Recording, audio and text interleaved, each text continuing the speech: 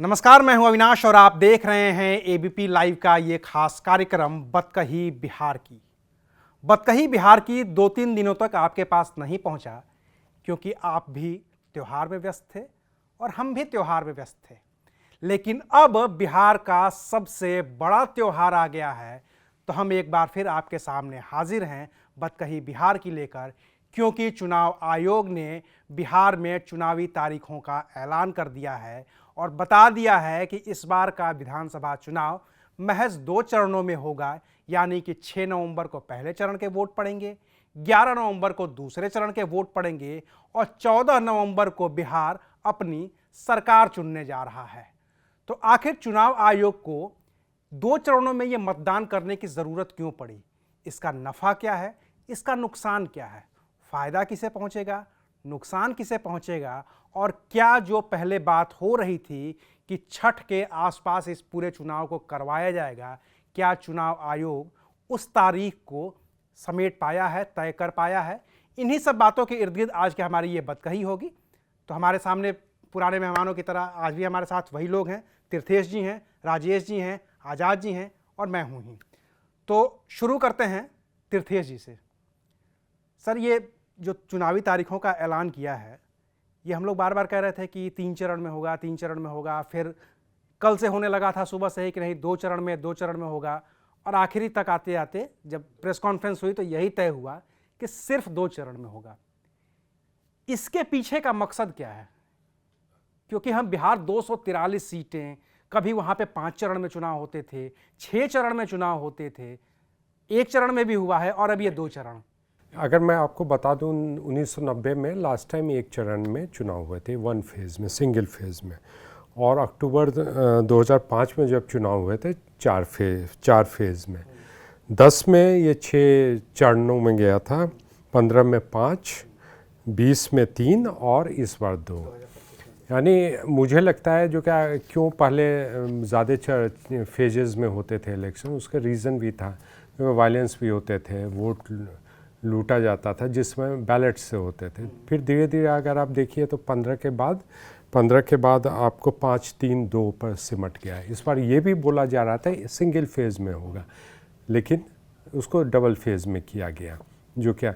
और इससे मुझे लगता है कि इलेक्शन कमीशन ये भी कर रहे हैं जो क्या आगे आने वाले चुनाव को जो डिफरेंट फेजेस में होते थे, बहुत सारे उसमें संसाधन का खर्चा होता था, ट्रूप्स को मूवमेंट होती थी। तो उसको अब ध्यान में रखते हुए अगर 1 नेशन 1 इलेक्शन लाना भी है तो एक ये है जो कि धीरे धीरे इसके टाइम को रिड्यूस करो। अच्छा। और ये टाइम को और फेजेस के इलेक्शन को रिड्यूस करो, ये तो है।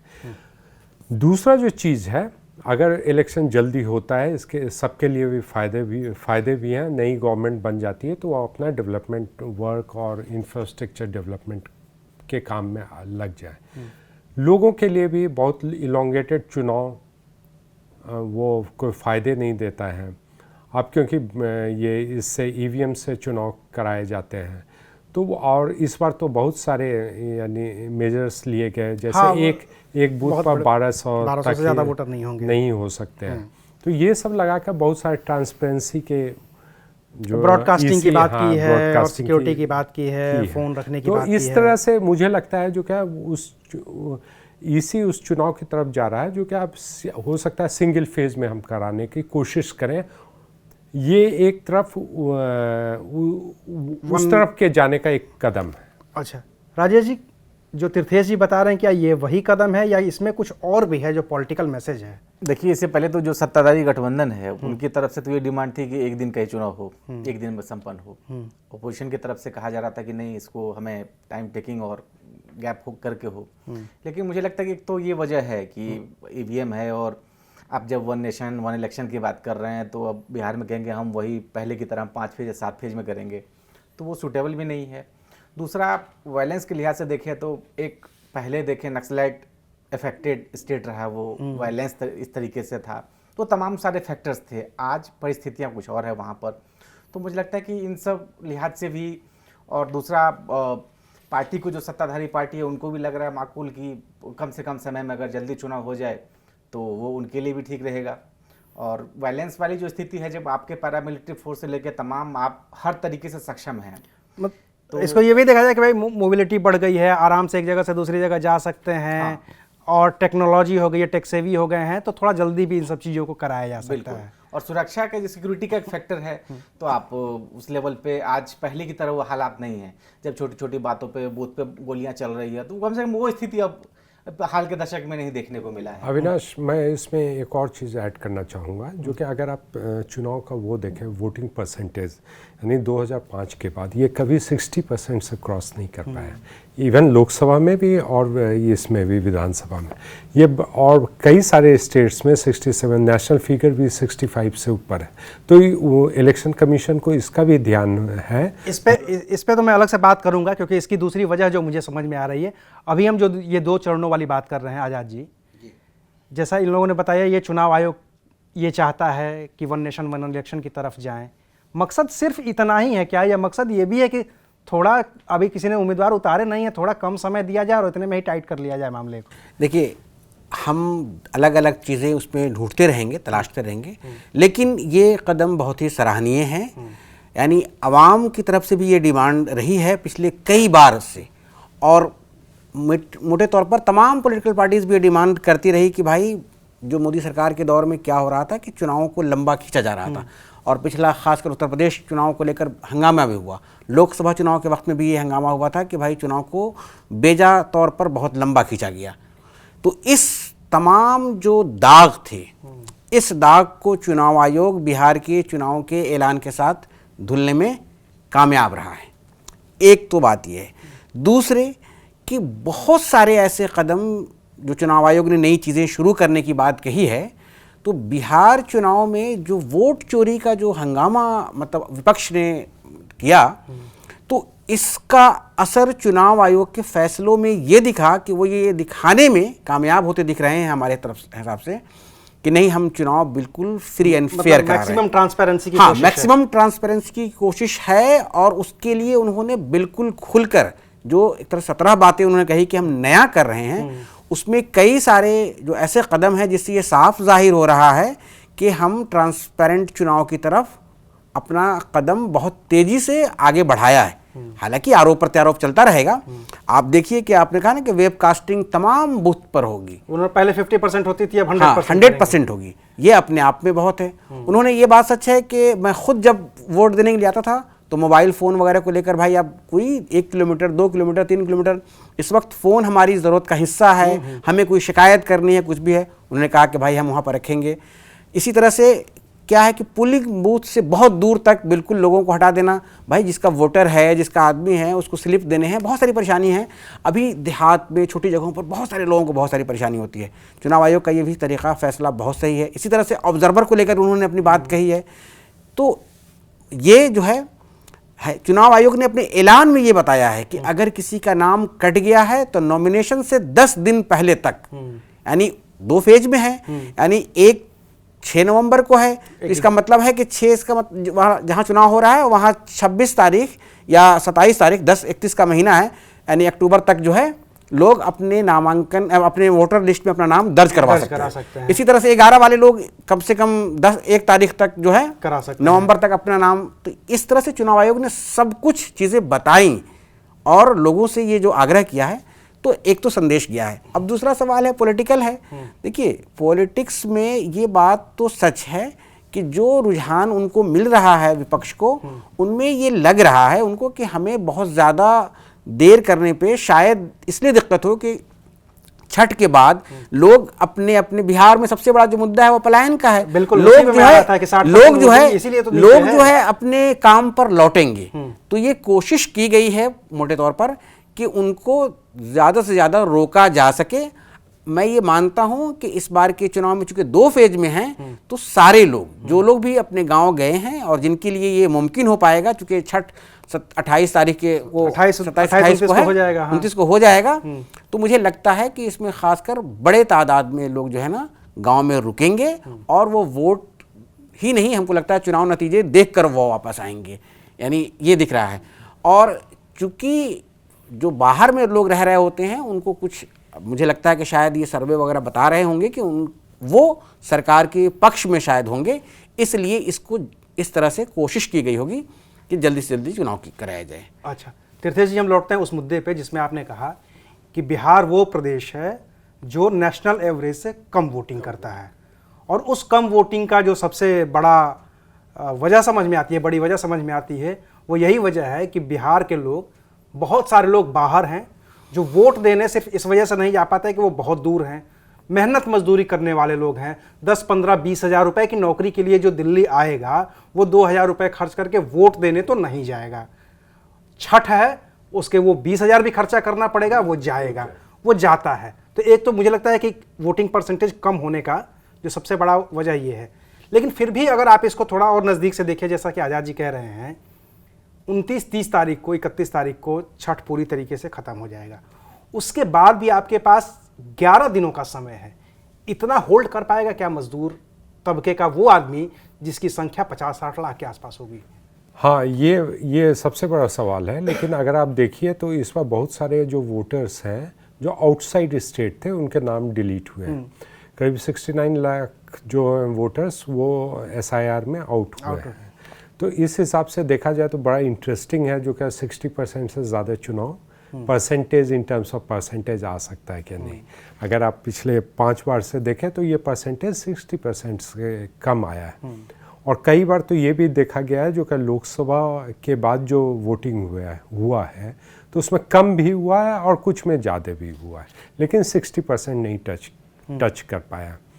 जो सबसे बड़ी बात आपने कहा, जो क्या कितने 11 दिन या 5 दिन रुक पाएगा कि नहीं, इस बार जो छठ में जो सबसे ज़्यादा पॉलिटिकल पार्टीज वहाँ पर एक्टिव होंगी, क्योंकि वो जो नदी किनारे होता है होल्ड करने की कोशिश करेंगे। हाँ, वहाँ पर होल्ड करने की कोशिश करेंगे, वहाँ पर लोगों से बात करेंगे, अरे भाई तू रुक जा, यहाँ तेरा टिकट मैं करा दूंगा, हाँ, करा वो दूंगा, ट्रेन चल रही है उसमें करा दूंगा, स्पेशल ट्रेन्स हो सकता है अनाउंस हो। तो वो सब जितने भी हमें अभी तो नहीं, लेकिन आगे आने वाले दिनों में ये सब मालूम चलेगा। दूसरी बात आपने सही बोला, जो कि बहुत सारे लोग जाते हैं छठ में। एक पर्व है Bihar centric, east UP centric पर्व है, जिसमें लोग जाते हैं वहाँ पर सूर्य को अर्घ देते हैं, और साथ में वहाँ जो पॉलिटिकल ये अच्छा। दूसरी बात, जो 60% से जो कम वोटिंग है, ये एक ऐसा स्टेट है जहाँ के खून में पॉलिटिक्स है। बिल्कुल। और अगर आप चाय के नुक्कड़ या कहीं भी जाइए तो वहाँ पॉलिटिक्स की ही चर्चा होती है। ये बड़ा वो डायकोटोमी है जो कि वो स्टेट में 60% से कम वोटिंग होता है। तो इस बार हो सकता है ये सारे जो ट्रेंड हैं, हो सकता है जो कि 60% से ज़्यादा वोटिंग को लाने के लिए किया। इस बार आप ये मानकर चलें कि आपको वोटिंग परसेंटेज इसलिए भी ज़्यादा दिखेगा कि ऐसा नहीं हम कह रहे हैं कि SIR जो हुआ है जिसमें 70 लाख या 69 लाख जो वोट जो है कटे हैं, तो उससे भी कई बार ये बात सच है कि कई लोगों के डबल वोट भी थे। कई लोगों की मृत्यु हो चुकी थी, उनका भी नाम था।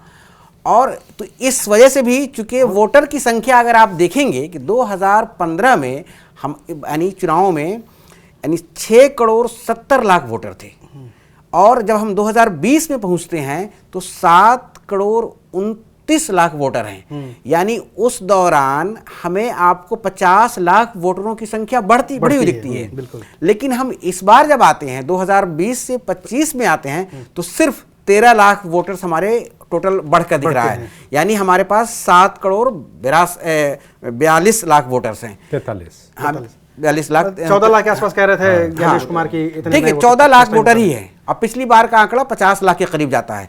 तो ये बात तो सच है कि अब वोटरों की संख्या जब कम हुई है और वोट देने वाले वही होंगे, तो वैसे भी ये संख्या जो परसेंटेज है हमारा इजाफा कर जाएगा। इजाफा करेगा। एक और चूंकि कहा हमने कि फेज कम है, चुनाव लंबा कम है, तो उसका भी इम्पैक्ट दिखेगा। और ये बात ढकी छुपी हुई नहीं है। चुनाव के दौरान में मैं देख रहा हूं अभी भी कि लोग मुंबई जा रहे हैं, बेंगलोर जा रहे हैं, सूरत जा रहे हैं, अहमदाबाद जा रहे हैं, वहां से वोटरों को बुलाने के लिए ले जा रहे हैं। जब वो चले जाएंगे, जो खासकर जो तबका ऐसी जगह मतलब मजदूरी कर रहा है या काम कर रहा है, यहाँ पर 10-5 दिनों के लिए यानी ऐसा नहीं कंपनी जॉब कर रहे हैं कि हाँ उनके लिए वो मतलब एप्लीकेशन देना है, फिर उनको रेगुलर जॉब में नहीं है तो अप्रूव कराना है, वो मतलब ऑर्गेनाइज सेक्टर में नहीं है, असंगठित क्षेत्र का जो मजदूर है तो वो लोग जो है उनको खर्चा पानी भी वहां मिलेगा और वो रहेंगे। जो जिस पार्टी का होगा, जिसकी तरफ झुकाव होगा, वो उसकी तरफ से झुकेगा और उस सेवा पानी का खुल्लम खुल्ला, उसको चुनाव आयोग कुछ भी नहीं कर पाएगा, ये भी मैं बता रहा हूँ। ये खुल्लम खुल्ला खेल होगा और पूरी कोशिश होगी कि भाई लोगों को रोका जाए, क्योंकि चुनावों से दूरी 10 दिन का ही मान लीजिए है। बिल्कुल, चुनाव और पर्व के बीच की जो पूरी मतलब फासला है वो 10 दिनों का है, और 10 दिन ये लोग रहते हैं आराम से, ऐसा कुछ नहीं है। राजेश जी कुछ जोड़ना चाहते हैं? आप मुस्कुरा रहे थे। देखिए, इसमें जब ये बात हुई कि लोग आएंगे वोट करेंगे, ऐसा नहीं, इन्होंने कहा कि 60% वोटिंग इससे पहले बिहार में नहीं हुई है। जैसे लास्ट टाइम भी अगर देखें 2020 में जब चुनाव हुआ तो 58.7% ये वोटिंग का परसेंटेज है। तो 60 नहीं, लेकिन 60 के आसपास, लगभग आसपास है।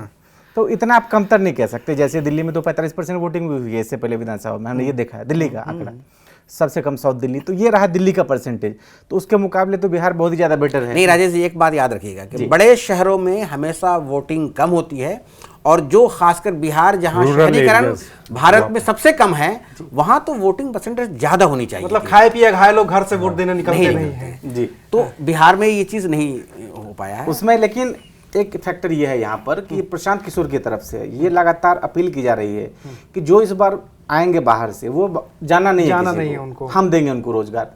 तो इस तरह की जो अगर अपील की जा रही है पॉलिटिकल पार्टीज की तरफ से, तो इससे साफ टारगेट लग रहा है कि एक माइग्रेशन बड़ा मुद्दा इस बार स्टेट में बनने जा रहा है। अच्छा। दूसरा, हर पार्टी की अलग अपने चैलेंजेस है। जैसे पीके का हमने कहा तो उनका अपना है कि हमें एस्टेब्लिश करना है अपने आप को। सत्ताधारी गठबंधन है तो उनको लगता है कि हमें एंटी इनकम्बेंसी फैक्टर का नीतीश कुमार को सामना करना है। तो ऐसे तमाम फैक्टर्स हैं वहाँ। आरजेडी को कहेंगे तो उनको जंगल राज का भी ठप्पा लगा हुआ है, तो उससे निकलना है। तो लेकिन जब आप वोटर्स की बात करेंगे तो एक तो कई ऐसे लोग हैं जो ऑलरेडी बाहर जाके बसे हैं, नाम वहाँ पर है, बिल्कुल है। तो ये भी फैक्टर्स हैं। लेकिन कुल मिलाकर ओवरऑल आप देखेंगे तो इस बार माइग्रेशन आपको एक बड़ा मुद्दा दिखेगा। और अगर क्योंकि आम आदमी पार्टी भी इस बार उतर गई है मैदान में, 11 कैंडिडेट उतार दिया, अनाउंस कर दिया है। तो आम आदमी पार्टी का उतरना, पीके का उतरना, अगर ये लोग उस कंडीशन में नहीं रहेंगे कि सत्ता की चाबी रहे, तो मुझे लगता है गेम तो खराब करेंगे ये लोग। अगर ये लोग अच्छा खासा वोट, देखिए इसलिए मैं कह रहा हूँ गेम खराब करेंगे, क्योंकि लास्ट टाइम जब इलेक्शन हुआ है तो उसमें एनडीए का जो वोट परसेंटेज है 37.26 है और महागठबंधन का है 37.23। तो मतलब बहुत बहुत क्लोज फाइट थी, 2020 में तो क्लोज फाइट थी। तो ऐसे में अगर आम आदमी पार्टी और पीके का उतरना, मतलब क्या मतलब, तो यही है कि गेम कुछ भी हो सकता है। तो ये क्लोज फाइट तो इसकी वजह से भी हुई थी कि चिराग पासवान थे। मैं तो एक चीज और समझना चाहता हूं, जो माइग्रेशन पे बात हो रही है, छठ के इर्द गिर्द की बात हो रही है, क्या ये वोट इस पर भी डिपेंड करेगा कि यहाँ से जो छठ व्रती ट्रेन पकड़ के दिल्ली से, मुंबई से, सूरत से, अहमदाबाद से, गुजरात से जाएंगे, उनको जाते वक्त ट्रेन में सुविधा कितनी मिल रही है? क्या जिस तरीके की भीड़ हमने दिल्ली स्टेशन पे देखी है कि वॉशरूम में, बाथरूम में 4-4 लोग दबे हुए हैं, बैठे हुए हैं, तौलिया बांध देते एक गेट से दूसरे गेट पे और उसके ऊपर अपने बच्चे को लिटा देते हैं। अगर वो कंडीशन थोड़ी भी सुधरी मिली तो क्या छठ व्रती इस बात पे भी वोट करेंगे कि हमें इस बार बेहतर मिला है, क्योंकि नई ट्रेनें शुरू हुई हैं अभी पहले ही? हाँ, डेफिनेटली इस पर तो एक अच्छा मैसेज भी जाएगा, जो कि हम ट्रेन की स्थिति ठीक हुई, और ये मैसेज है ना सबके पास जाएगा जो क्या उस ट्रेन से आए थे, वो ट्रेन बहुत अच्छा रहो। तो वो जो मैसेज है वो बहुत इंपॉर्टेंट है। लेकिन दूसरी बात, वहाँ पर दूसरा भी मैसेज है। बिल्कुल, प्रशांत किशोर का कि आए तो हो मजदूर की तरह। हाँ, नहीं, एक और मैसेज है जो क्या नीतीश कुमार गवर्नमेंट ने जो फ्रीवीज के जो वो बहुत बड़ा इम्पैक्ट होने जा रहा है। जो क्या मैंने आज कैलकुलेट किया, जितने भी फ्रीवीज पिछले 2 महीने से अनाउंस किए, करीब वो 37,000 करोड़ के हैं पूरे। इस पर आपको गवर्नमेंट को कॉस्ट पड़ेगा। और इसके जो रेवेन्यू है, जो स्टेट का जो अपना टैक्स से रेवेन्यू है, 56,000 करोड़ है, बस उतना ही है। तो ये चलेगा कैसे? अगर नीतीश कुमार अगर ये सारा काम कर भी लेते हैं तो चलेगा कैसे? तो आप है ना कर्जा लेकर, वो जो कंबल ओढ़ के घी पीना, जो बिहार में इसका सीधा इम्पैक्ट ये होगा कि जिन लोगों को इस तरह से अगर जो फ्री बीज दे के बेवकूफ़ बनाया जा रहा है, यानी अगले 6 महीने में जो नई सरकार आएगी उसके पास खर्च करने के लिए कुछ भी नहीं होगा। कुछ भी और न तो उससे क्या होगा, हमारी सड़कें खराब होंगी। जैसे हमने दिल्ली में देखा कि दिल्ली में लोगों ने फ्री बीज इस्तेमाल किया, दिल्ली की सड़कें खराब हैं और अस्पताल में मतलब इलाज वैसे भी नहीं मिल पा रहा है। एक छोटी सी बीमारी के लिए बिहार के लोग पीते थे, अब कुछ और पिएंगे वो। हाँ, तो दिल्ली इलाज कराने के लिए आना पड़ता है, तो शायद वहाँ अब मरने के लिए उनको मतलब बिहार में जीना पड़ता है। अविनाश, एक चीज और, जो 56,000 करोड़ ये बिहार का रेवेन्यू है, इसके अलावा जो स्टेट को वो स्टेट से ज्यादा ग्रांट मिलती है, 85 सेंटर से ग्रांट मिलता है, वो भी इंक्लूड किया जाता है। नहीं, वो 85,000 करोड़ है, शायद वो ज्यादा ग्रांट है। फिर भी आप सिर्फ फ्री बीज में अगर 36,000 करोड़ दे दे रहे हैं, और ये तभी होगा जब सेंटर का ग्रांट तभी होगा जब आपके मुताबिक सरकार होगी। अगर नीतीश कुमार ही बनते हैं तब तो सब कुछ ठीक है। वो जो फाइनेंस कमीशन का फिक्स वो है, तो आपको देना ही पड़ेगा। वो तो जो जीएसटी वाला है वो 85,000 करोड़ रुपए करीब है शायद, मुझे तो 56,000 करोड़ इनकम टैक्स और जो 56,000 करोड़ पर जो सरकार चल रही है, जहां पर सबसे मतलब कम बजट वाली सरकार है, वहां आप 37,000 करोड़ रुपया सिर्फ लोगों को मतलब फ्री बीज में बांटने यानी रेवड़ी बांटने में खर्च कर देंगे। तो ये तो साफ है कि जनता को चूंकि मतलब बेवकूफ़ बनाया जा रहा है और ये बहुत ही अल्प सुख है। और जो लोग इस यानी यकीनी बात है कि लोग फंसेंगे। सुख भोग रहा है, राजस्थान सुख भोग रहा है, हरियाणा सुख भोग रहा है, लेकिन ये जीत का मूल मंत्र है पिछले कुछ चुनावों में। तो शायद देखिए बिहार की जनता भी इस चीज़ को अपना गौर से देखेगी कि भाई इसमें नुकसान क्या होता है, नहीं होता है, क्योंकि लेकिन आजाद जी, नुकसान अभी नहीं देखेगी, अभी तो वो पैसा देखेगी। 10,000 करोड़ कुछ नहीं मिल रहा उसको तो नहीं। मैंने कहा है पिछले दिनों बिहार के बैंकों में पैसा निकालने वालों की इस कदर भीड़ थी कि आम लोग जिनको बहुत जरूरत था वो लाइन में लग नहीं पा रहे थे। यानी बैंकों में इस कदर भीड़, हम लोगों ने खुद इसकी रिपोर्टिंग भी करवाई, अपने चैनल पर भी करवाई कि बिहार में बैंकों में जो 10,000 रुपये जब पहले में प्रधानमंत्री मोदी ने 26 तारीख को जिस तरह से जब पैसे भेजे, और फिर फिर उसके बाद तीसरी बार हो गया, आज भी पैसा गया है चुनाव से, तो बैंकों में भीड़ लगी हुई है। और उस बताइए जो काम रोजगार के लिए दिया गया है वो इस दिवाली, छठ और दशहरे में पैसा कपड़े खरीदने के लिए, पटाखे खरीदने में खर्च हो गया। हाँ, खर्च हो गया क्योंकि लोगों की इस कदर भीड़ थी कि किसी तरह से पैसा आया है निकालो। शायद लोगों को यह भी डर आता है कहीं पैसा वापस न चला। इसमें एक चीज जो फ्री बीज की बात हो रही थी राजेश जी, 36,000 करोड़ की बात, 56,000 करोड़ की बात, 85,000 करोड़ की बात कहाँ से आएगा? प्रशांत किशोर जिनकी आप बात कर रहे थे, उन्होंने तो एक ही उपाय बताया था कि शराबबंदी हटा देते हैं और 20,000 करोड़ रुपए तुरंत आ जाएंगे, उससे ही फ्री बीज बांट दिए जाए। क्या ऐसा हो सकता है क्या? देखिए अभी क्योंकि फ्री बीज की जो बात है, अब अगर देखेंगे आप तो जो स्कीम्स की बात हुई है, डेवलपमेंट का तो ये हाल है कि मैं अभी 15 दिन रह के आया हूँ वहाँ पे, और जब मैं NH पे वहाँ के, जब आप 60 से ज़्यादा स्पीड नहीं चला सकते, वहाँ कौन सा गड्ढा सडनली आ जाएगा और आपका पहिया अंदर जाएगा पता नहीं चलेगा। तो नीतीश कुमार हाथ खड़े कर देंगे, भाई गडकरी जी आप देखिए NH तो आपके जिम्मे है। तो अब NH आपके जिम्मे है, स्टेट रोड का यही हाल है, तो फिर आप क्या कर रहे हैं? एक तो सवाल ये उठता है। पुल भी कई बार गिरे हैं, बिल्कुल अभी ताज़ा पुल गिरा है। और ऐसे में लोग लेकिन गदगद हैं, इसीलिए कि उनके महीने में अलग अलग स्कीम्स हर 2 महीने 3 महीने में आ रही है, पैसे आ रहे हैं, लोग गदगद हैं। तो ये जो कहा ना कि सरकार में आने का जो हाल के दिनों का ये नया फॉर्मूला बना है, केजरीवाल स्टाइल है, क्योंकि बीजेपी ने भी तो बंगाल में वही किया था जाके कि हम स्टेट में महिलाओं के लिए रोड फ्री कर देंगे, ट्रांसपोर्ट बसें, और वही सारी स्कीम जो दिल्ली में चल रही थी बीजेपी का अनाउंसमेंट, और इसी तर्ज पर हाल के दिनों में नीतीश का गवर्नमेंट की तरफ से तमाम स्कीम्स लॉन्च की गई। बहुत सारी योजनाओं के नाम, लाडली बहना योजना, लाड़की बहना योजना, माई बहन योजना, ये सारी योजनाएं तो वही है ना, ये फ्री बीज वाली ही योजनाएं हैं। एग्जैक्टली। तो अब इसमें केजरीवाल अगर हैं तो वो भी इस तरह के अपने स्कीम्स लाएंगे, और तो दूसरा पीके की तरफ से तमाम। केजरीवाल का बिहार में कोई भी या कुछ भी असर नहीं है। देखिए बहुत सारी पॉलिटिकल पार्टीज वहां पर, लेकिन पीके का तो असर है। नहीं, पीके तो बिहार के हैं और पीके का हंगामा है, असर है, जबरदस्त असर है कि नहीं है, हंगामा तो जरूर है। अभी शोर बरपा उन्होंने कर रखा है चुनाव में, असर चुनावी नतीजों पर होगा तो वो अभी वक्त बताएगा। 14 को ही मालूम चलेगा कितना, हाँ, कितना उनका सिग्निफिकेंट है। हो सकता है कि थोड़ा बहुत 6 तारीख को ही मालूम चले। वो चंद्रशेखर आजाद भी जा रहे हैं, उनका भी कोई असर नहीं होगा। केजरीवाल भी है, उनका भी नहीं होगा। मायावती की पार्टी हर बार चुनाव लड़ती है और कोई 1-2 रूठा नेता वहां पर टिकट लेता है और वो जीता है। वोट तो पिछली बार जो अभी मंत्री हैं, मतलब नीतीश सरकार में वो बीएसपी से ही चुनाव जीते थे, जमा खान। तो ऐसा कोई मुस्लिम मुख्यमंत्री उनके पास विधायक नहीं था, तो उन्होंने इनको तोड़ लिया। उनको तोड़ लिया और पार्टी से मतलब जाना आसान होता है पार्टी में एक थे। तो वहां पर है कि बाकी किसी भी पार्टी का कोई, वहां बाहरी पार्टियों का कोई दखल नहीं है और उनकी कोई हैसियत नहीं है, उनको कोई वोट नहीं मिलने वाला है। प्रशांत किशोर यकीनी बात है कि बिहार की लास्ट लेकिन अविनाश है ना, अपार्ट फ्रॉम पार्टीज यहाँ पे 6-7 पर्सनालिटीज बहुत प्रोमिनेंट हो गई। एक नरेंद्र मोदी होंगे, एक नीतीश कुमार होंगे, तेजस्वी यादव, राहुल गांधी और असदुद्दीन ओवैसी। ये बहुत देखिए, उसमें सबसे बड़ी दिलचस्प बात यह है कि इस बार का चुनाव में मतलब बीजेपी का जो सबसे बड़ा कद्दावर नेता था सुशील कुमार मोदी, वो अब नहीं है, वो नहीं है। और आप ये देखिए, रामविलास पासवान नहीं, पिछली बार अभी रामविलास पासवान शायद उसी वक्त उनकी डेथ हुई थी, उसके बाद भी। हाँ, अच्छा ठीक है। तो मैं आप कह रहा हूं कि मोदी नहीं है, सुशील मोदी, और लालू यादव भी उतने एक्टिव नहीं है। हाँ, एकदम वो तो अब है। लेकिन मैं कह रहा हूं बीजेपी के हवाले से सेकेंड नंबर का बीजेपी में नेता कौन है मोदी के बाद, बिहार में ये किसी को पता ही नहीं है।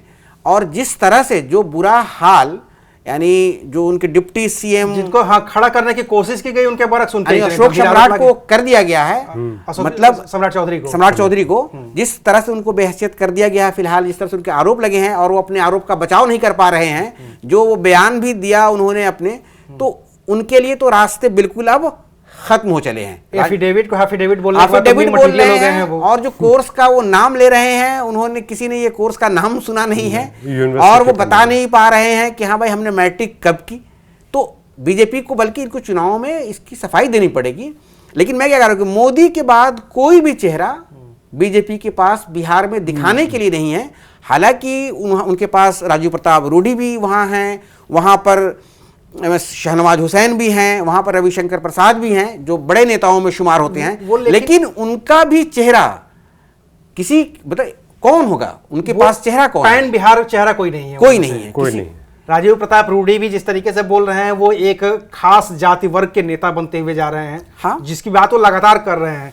जो यहाँ पे कॉन्स्टिट्यूशन क्लब का चुनाव हुआ, फिर ठाकुर बनाम जाट हुआ, उसमें ठाकुर के तौर पे उभर के सामने आए, तो ये तो ठाकुरों के नेता खुद को एस्टेब्लिश भी कर रहे हैं। राणा सांगा को लेकर के पूरा बिहार में यात्रा भी निकाले, तो ये तो नहीं रह गया है। हाँ, बिल्कुल नहीं। नित्यानंद राय पिछले चुनाव तक एक्टिव थे, इस चुनाव में उनकी एक्टिविटी बहुत कम हो गई है। जब पिछली सरकार बनी थी तो आपको शहनवाज को मंत्री बनाया गया था, और वो एक तरह का संकेत था उस वक्त, हालांकि उनको उप मुख्यमंत्री का पद नहीं दिया गया, लेकिन एक संकेत था। उस वक्त तक बीजेपी की राजनीति में मुसलमानों की कुछ भी हैसियत थोड़ी बड़ी बची हुई थी, तो वो उनको दे भी रहे थे। वो तो वो पैदल कर दिए जा चुके हैं अब। तो अब उनके पास कोई, और रविशंकर प्रसाद को जब से मंत्रालय हटाया गया है, वो तमाम तरह से अपनी वफादारी वो साबित करने पे लगे हुए हैं मोदी के साथ, लेकिन उनको कोई फल मिल नहीं रहा है। क्लियर सी बात है। हालांकि वो पार्टी के हमेशा मतलब उनके वो ऑलरेडी पूरे बचपन से ही उस पार्टी से जुड़े हुए हैं और खानदानी तौर पर भी वो उस पार्टी के करीब हैं, जनसंघ के थे।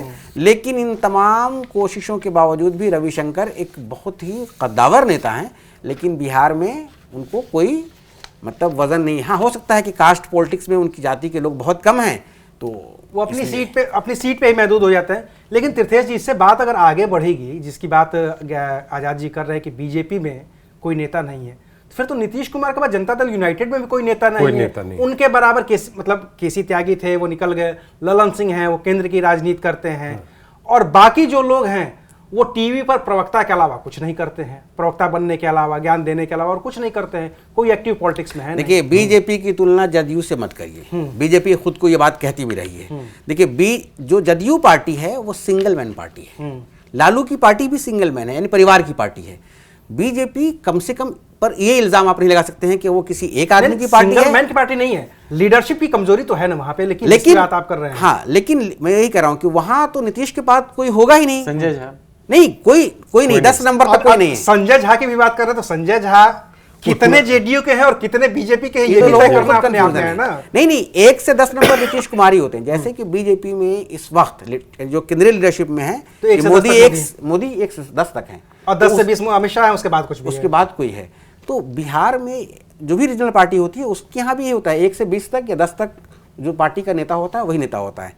लेकिन बीजेपी की बदकिस्मती है या जो भी परेशानी है कि उनके पास कोई स्टेट लीडरशिप उन्होंने उभरने ही नहीं दिया इस तरह से, या उनको सेकंड नंबर का चेहरा नहीं बनने दिया जैसे कि पहले सुशील कुमार मोदी थे। हुआ करते। तीर्थेश जी, इसी पे वापस आते हैं, जैसा कि सुशील मोदी से ही जोड़ करके आगे बढ़ते हैं इस बात को। सुशील मोदी एक काम क्या किया करते थे कि बीजेपी में चुनाव तो लड़ते ही थे, लड़वाते थे, संगठन ठीक था उनका, बातचीत ठीक थी, इसके बावजूद वो कभी बीजेपी को उस लेवल पर नहीं लेके जा पाए कि वो सरकार बना पाए।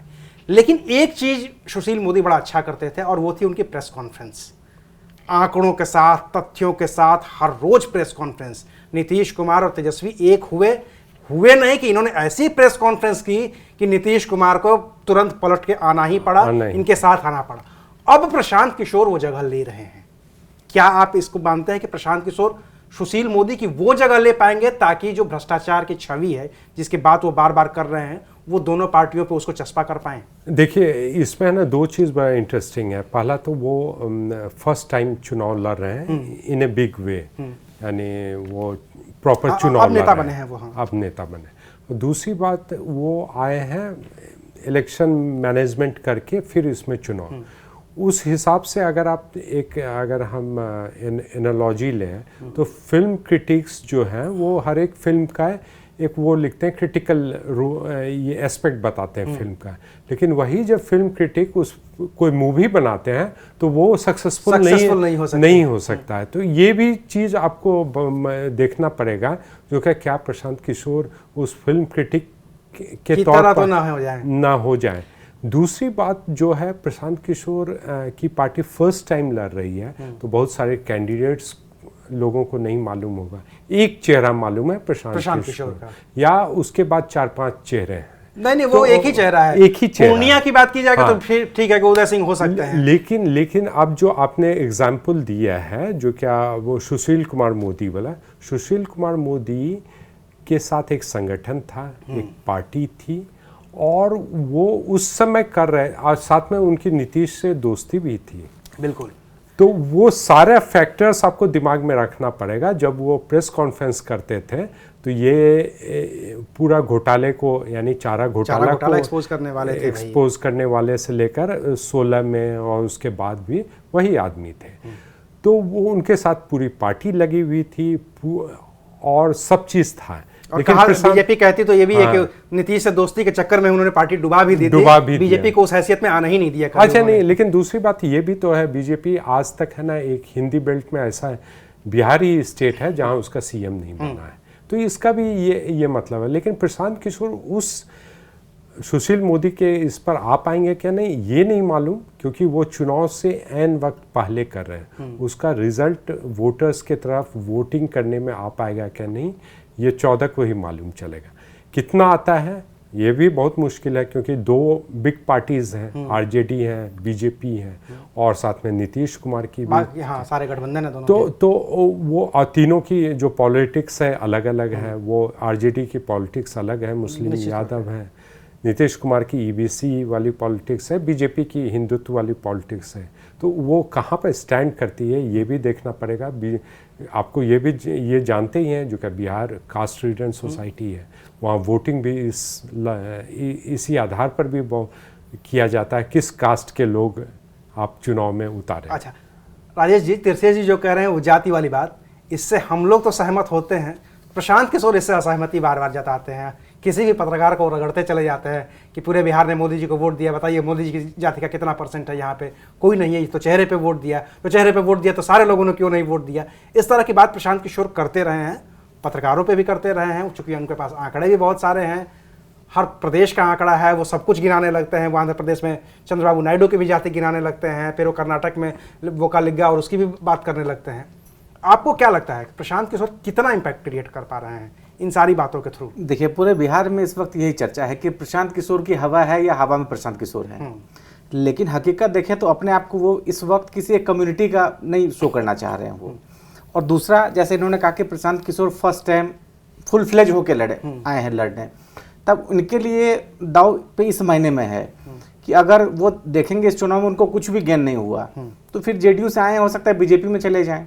ये भविष्य की बातें हो सकती है, क्योंकि बीजेपी में वैसा लीडर या जेडीयू में एक चेहरा नहीं क्राइसिस है, तो हो सकता है कि प्रशांत किशोर उस तरह से एस्टेब्लिश करें और अगर इनको अकेले दम पर कुछ नहीं गेन होता है तो अल्टरनेट विकल्प वो हो सकता है। लेकिन फिलहाल मुझे लगता है कि जिस तरीके से आप देखें तो एक कहीं ना कहीं बेस तो जरूर ये बनाने की कोशिश की है। आप निचले स्तर पर देखें, क्योंकि आईएएस लॉबी या जो रिटायर्ड आईएएस लॉबी इस तरीके से कनेक्टिंग करने की कोशिश की, अलग अलग स्तर पर हम क्या कर सकते हैं, कैसे लोगों को जोड़ सकते हैं। तो ये अपने एक स्ट्रेटजी पे काम कर रहे हैं ये, और उस स्ट्रेटजी के तहत लगातार वो भले आपको दिख नहीं रहा हो अभी, लेकिन इलेक्शन तक आते आते कुछ चीजें दिख रही हैं जिस पे आजादी से मैं प्रशांत किशोर के आखिरी सवाल लूंगा, फिर हम लोग अपने इलेक्शन कमीशन के पीछे चलते हैं। जी, प्रशांत किशोर पे सब लोगों ने आरोप लगाए, प्रशांत किशोर ने सब पे आरोप लगाए। एक पार्टी लेकिन मैं देख पा रहा हूं जिसने ना प्रशांत किशोर पर गंभीर आरोप लगाए और ना प्रशांत किशोर ने उन पर गंभीर आरोप लगाए, वो है कांग्रेस। ये कोई है क्या? देखिए मैं कह रहा हूं कि नहीं, देखिए कांग्रेस पार्टी जो अभी प्रशांत किशोर की अपनी छवि है ना, इसमें कोई दो राय की बात नहीं है कि जिस तरह से वो पॉलिटिक्स करने आए हैं, अगर वो नया नारा नहीं देंगे तो उनके लिए जगह कैसे बनेगी। तो इसलिए वो खुद को ये साबित करने में लगे हैं कि वो किसी दल मतलब किसी जाति से नहीं है, किसी खास वर्ग से, समाज से उनका कोई ताल्लुक नहीं, बल्कि वो पूरे बिहार का उत्थान चाहते हैं। और इसी तरह की जो मोटी मोटी बातें कांग्रेस पार्टी भी करती है। मोटे तौर पर कांग्रेस पार्टी भी इंक्लूसिव पॉलिटिक्स का मतलब नेतृत्व करती है। तो इसमें तो कोई दो राय की बात नहीं है। अभी चूंकि हमें लगता है कि कोई बहुत महत्व जो ना है, न तो कांग्रेस दे पा रही इसलिए क्योंकि प्रशांत किशोर अभी बहुत बड़ी हैसियत में नहीं दिख रहे हैं, और दूसरे कांग्रेस पार्टी की भी इतनी बड़ी हैसियत नहीं है कि प्रशांत किशोर अपना ऊर्जा वहां पे खर्च करें। ये बात है। जहां तक लोग कह रहे हैं, इन्होंने राजेश जी ने कहा कि पार्टी किसी और पार्टी में चले जाएं, बदल ले, तो सियासत में ये बात सही है कि सांप और चुकंदर की भी दोस्ती हो सकती है। ये मतलब चूहों की, यानी सांप और चूहों की दोस्ती मेल बैठ सकते हैं, वहां पर कुछ भी हो सकता है। लेकिन अभी मुझे लगता है कि प्रशांत किशोर की जो पूरी कोशिश है वो 2025 नहीं 2030 है। और वो इस कोशिश में है क्योंकि नई राजनीति लेकर आए हैं। हालांकि इसमें बहुत सारा जो जो तरीक़ा है वो केजरीवाल का भी उसमें नकल है। वो स्ट्रेटजी खुद बनाते रहे हैं और पूरे पिछले 10 सालों से वो देख रहे हैं, 15 सालों से पॉलिटिक्स को समझ रहे हैं। लेकिन इतनी आसानी से चीज़ें जो है ना कामयाब होती नहीं हैं। मैंने खुद अपने बचपन में सबसे पहले जो सिफोलॉजिस्ट के तौर पर योगेंद्र यादव को देखा था, और योगेंद्र यादव ने भी राजनीतिक में पार्टी में गए, ऐसा नहीं है। चुनाव भी उन्होंने लड़ा। चुनाव में तो जमानत जब्त हुआ होगा सो अलग है, वो इस तरह की राजनीति में उनकी कोई हैसियत नहीं बन पाई। तो इसलिए वो पत्रकार के तौर पर, सिफोलॉजिस्ट के तौर पर, एक प्रोफेसर के तौर पर एक मतलब भारत में एक सम्मानित व्यक्ति हैं। लेकिन जैसे ही उन्होंने अपना कदम बढ़ाया चुनाव में, ऐसे फिसले कि फिर दोबारा उनको हिम्मत नहीं हो रही होगी। उस पे स्क्रीन पे स्पेस भी नहीं मिलता है। तो इसलिए इतना आसान नहीं है प्रशांत किशोर के लिए भी। तीर्थेश जी कुछ जोड़ना चाहते हैं आप इसमें? नहीं, इसमें पूरे बिहार चुनाव की जो तारीख है, पूरे बिहार चुनाव में बड़ा इंटरेस्टिंग होगा। और इस बार जो चुनाव होगा छठ के आसपास में बहुत गतिविधियां होंगी। यानी बैंक्स ऑफ गैंगेज जो है, जो बिहार को माना जाता है, वहीं पर वो चुनाव का रंग दिखेगा। मतलब इस बार गंगा का किनारे रंग दिखेगा पूरे चुनाव का, और वो बहुत कुछ तय करेगा। वहां पे नेताओं की भूमिका भी दिखेगी। कुछ नए नेता छठ व्रत करते हुए भी सार्वजनिक तौर पर दिखेंगे, वहां आकर्षित करते हुए दिखेंगे। वही होगा। राजेश जी फाइनल मुझे लगता है इस महीने में ये दिलचस्प होगा कि नीतीश कुमार का हो सकता है आखिरी चुनाव हो। लगातार ओपोजिशन जिस तरीके से सेहत का सवाल उठा रहे हैं, जो जिस तरह से पब्लिकली दिख रहा है उस लिहाज से। दूसरा, ओपोजिशन की बात करें तो तेजस्वी यादव को एक तरीके से अपना दाग धुलने का जो जंगल राज रहा है, तो वो सब एक मौका है कि अगर वो सत्ता में आ जाते हैं तो वो सब एक तरीके से वो दाग धुलने की एक कोशिश रहेगी उनकी। और बीजेपी अगर आती है तो बीजेपी की जैसे अपने लीडरशिप क्राइसिस, तो ये तो आप उत्तराखंड देखें, गुजरात देखें, हर जगह क्राइसिस रही है। दिल्ली में किसी को भी उठा के नेता बना नहीं पता था कौन सीएम बनेगा और बना दिया। तो इसीलिए बीजेपी लीडर एक दूसरा, बीजेपी ने सबसे स्मार्टली काम ये किया कि अपने आप को सेकंड जनरेशन के जो लीडर्स थे उसको उन्होंने आगे लेके आ गए, लेकिन कांग्रेस इससे पीछे रह गई है। तो बिहार में मुझे लगता है कि अगर ये अलायंस में आगे आते हैं और बीजेपी को अगर ऐसी नौबत बने कि हम किसी को सीएम बनाएंगे तो किसी नए फेस को ला देंगे जो हम उम्मीद नहीं कर रहे हैं, तो ये बीजेपी का स्टाइल है। Azad ji final comment? देखिए, इसमें तो कोई दो राय की बात ही नहीं है। सीट आने के बाद सीएम की दिक्कत नहीं होती है, चुनाव में जाने के वक्त में हमको चेहरा दिखाना पड़ता है।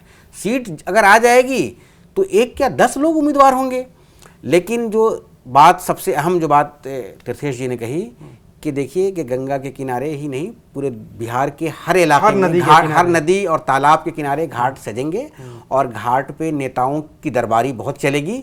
लेकिन ये बात सच है कि घाट वाला जब इशू होगा तो छठ पर तो लालू यादव अपनी बाजी मार जाते हैं, लेकिन चुनावों के नतीजों में बाजी मारना ये छठ से बड़ी बाजी है, क्योंकि ये 5 साल में एक बार आता है। छठ तो कम से कम हर साल आता है और वो एक सांस्कृतिक बिहार की पहचान है और उसकी छठा का हम उससे मुकाबला तो नहीं कर सकते हैं, लेकिन चुनावी राजनीति जो है एक बिल्कुल बेदर्द दुनिया होती है और यहाँ के नतीजे भी बहुत बेदर्द होते हैं। चलिए, तो हम इस बातचीत को आज यहीं पर ख़त्म करते हैं।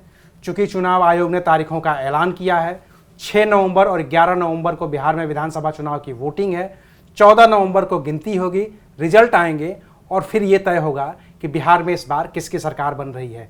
तो आज की बातचीत को यहीं ख़त्म करते हैं, कल मिलेंगे एक नए मुद्दे के साथ। तब तक देखते रहिए एबीपी लाइव।